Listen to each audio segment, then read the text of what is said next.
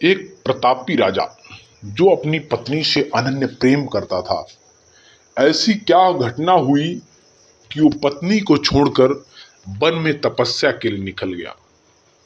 हम आज आपको कहानी सुनाएंगे राजा भर्तरी की, जिन्होंने अपनी तीसरी अति सुंदर पत्नी से बहुत प्रेम किया और समय आने पर उन्होंने उसके छोड़ दिया।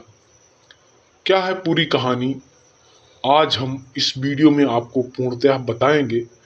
दोस्तों, यदि आप हमारे चैनल पर नए हैं तो चैनल को सब्सक्राइब जरूर कर लें और बेल आइकन को प्रेस कर दें, जिससे आने वाली हर एक नई वीडियो का नोटिफिकेशन आपको मिलता रहे।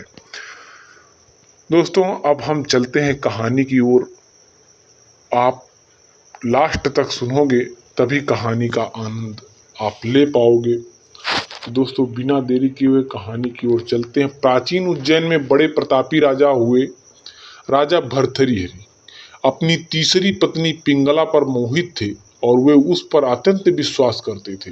राजा पत्नी मोह से अपने कर्तव्यों को भी भूल गए थे। उस समय उज्जैन में एक तपस्वी गुरु गोरखनाथ का आगमन हुआ। गोरखनाथ का राजा के दरबार में पहुंचे भर्तृहरि ने गोरखनाथ का उचित आदर सत्कार किया। इससे तपस्वी गुरु अति प्रसन्न हुए। प्रसन्न होकर गोरखनाथ ने एक राजा के एक फल दिया और कहा कि ये खाने से वह सदैव जवान बने रहेंगे, कभी बुढ़ापा नहीं आएगा, सदैव सुंदरता बनी रहेगी। ये चमत्कारी फल देखकर गोरखनाथ वहां से चले गए। राजा ने फल लेकर सोचा कि उन्हें जवानी और सुंदरता की क्या आवश्यकता, क्योंकि राजा अपनी तीसरी पत्नी पर अत्यधिक मोहित थे। अतः उन्होंने सोचा कि यदि ये फल पिंगला खा लेगी तो वो सदैव सुंदर और जवान बनी रहेगी। यह सोचकर राजा ने पिंगला को वह फल दे दिया। रानी पिंगला भर्तृहरि पर नहीं बल्कि उसके राज्य के कोतवाल पर मोहित थी। ये बात राजा नहीं जानते थे। जब राजा ने वो चमत्कारी फल रानी को दिया तो रानी ने सोचा कि ये फल यदि कोतवाल खाएगा तो वो लंबे समय तक उसकी इच्छाओं की पूर्ति कर सकेगा। रानी ने ये सोचकर चमत्कारी फल कोतवाल को दे दिया। दोस्तों, वह कोतवाल भी रानी से उतना प्रेम नहीं करता था जितना कि एक वेश्या से प्रेम करता था, और उसने चमत्कारी फल उसे दे दिया ताकि वेश्या सदैव जवान रहे और सुंदर बनी रहे।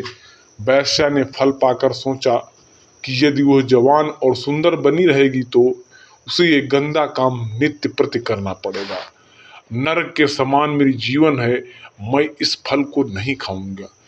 ये सोचकर वो वेश्या इस फल को लेकर राजा के पास गई। राजा हमेशा जवान बने रहेंगे तो लंबे समय तक प्रजा को सभी सुख शांति उपलब्ध कराएंगे। यह सोचकर उसने चमत्कारी फल राजा को दे दिया। वो फल देखकर हाथप्रद रह गए। राजा ने वेश्या से पूछा कि ये फल उसे कहाँ से प्राप्त हुआ है। वेश्या ने बताया कि ये फल उसे कोतवाल ने दिया है। भर्तृहरि ने तुरंत कोतवाल को बुलवाया। सख्ती से पूछने पर कोतवाल ने बताया कि ये फल उसे रानी पिंगला ने दिया था। दोस्तों, जब भर्तृहरि को पूरी सच्चाई मालूम हुई तो वो समझ गए कि रानी पिंगला उसे धोखा दे रही है। पत्नी के धोखे से भर्तृहरि के मन में वैराग्य जाग गया। उन्होंने सोचा कि जीवन में कुछ नहीं है, कोई अपना नहीं है। यह सोचकर उन्होंने अपना संपूर्ण राज्य विक्रमादित्य को सौंपकर उज्जैन की एक गुफा में आ गए। उस गुफा में भर्तृहरि ने लगभग 12 वर्षों तक तपस्या की थी। उज्जैन में आज भी राजा भर्तृहरि की गुफा दर्शनीय स्थल के रूप में स्थित है। राजा भर्तृहरि ने वैराग्य पर वैराग्य शतक की रचना की, जो कि काफी प्रसिद्ध है। राजा भर्तृहरि ने श्रृंगार शतक और नीति शतक की रचना भी की। ये तीनों शतक आज भी उपलब्ध हैं। दोस्तों, आज भी राजा भर्तृहरि की पूजा की जाती है, क्योंकि वैराग्य से उन्होंने वो पदवी हासिल कर ली जो एक देवता की होती है। तो दोस्तों, वैराग्य एक ऐसा चीज है जो मनुष्य को वास्तविक स्थिति में ले जाता है।